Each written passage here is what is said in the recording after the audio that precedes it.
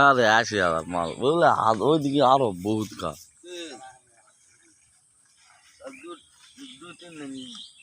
দুই রাত দিলেই তো হবে।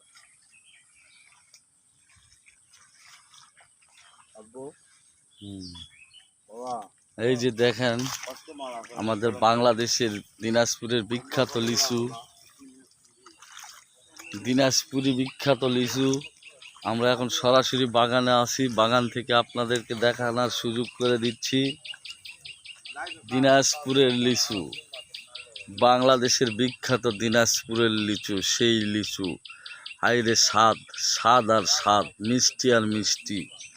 লিচু দেখেন, সরাসরি লিচুর বাগানে আছি। বাগানটা অনেক বিশাল বড়।